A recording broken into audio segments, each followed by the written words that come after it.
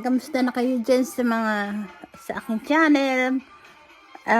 Ngayon ako nagkakaroon ng channel ngayon sa aking sarili. Sana mamapanood niyo aking video, di ba? Sabi ko sa inyo, first time kong magkakaroon ng video sa inyo dahil nagkakaano ko rito sa mag-isa. Ngayon, nagchat-chat ako sa inyo, mag-isa ako na sa kwarto kasi yung mga magulang ko nasa grocery.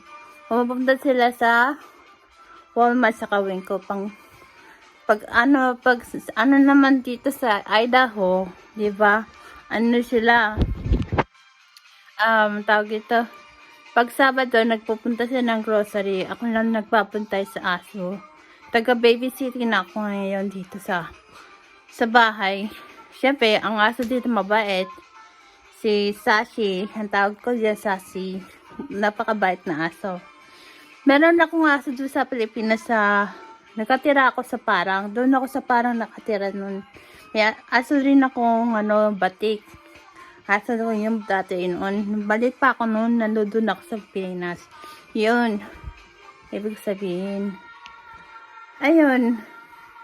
First time ko sa inyo sa aking sarili para maintindihan yung sinasabi ko. At saka ngayon ako nagkakaroon ng video ngayon. Siyempre, napapanood ko si Nanay Jong sa si Jaira sa YouTube, di ba? Ngayon ko lang siya napapanood. Pati na ang BNT production, di ba? Ayun, nagsasalita lang ako kasi pag nandito ako sa bahay, pag narinig ako ng mga magulang ko, inihina ko lang yung boses ko para hindi ako narinig ka sa aking video, di ba? Ngayon lang ako magkakaroon ng video sa aking channel. Ngayon ako nagkakaroon.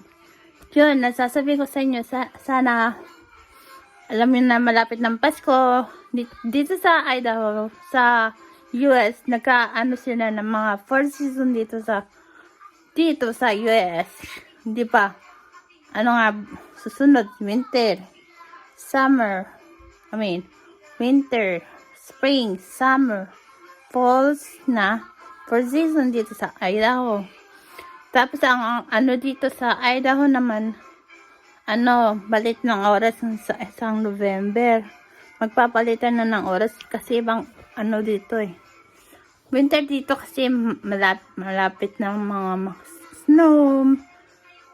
Makikita nyo kung paano nagkakaroon ng snow dito sa Idaho. Yun.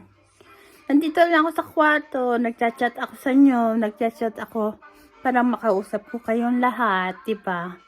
First time magkakaroon ako ng video, diba? Yun na nga sasabihin ko. At saka yun pa naman na sasabihin ko. At saka, narinig yung kanta, Puro Pasko. Kasi mahilig ako sa Pasko, sa Thanksgiving. Hindi ako mahilig sa mga Halloween. Minsan ako kakaroon ng Halloween.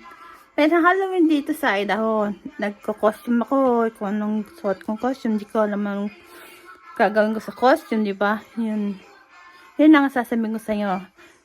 At saka maraming salamat sa inyo, mga best friend, sa aking chat. At sa inyo napapanood niyo ako sa YouTube channel. I hope sana ma-enjoy, sana share niyo, like and share and subscribe. Bye!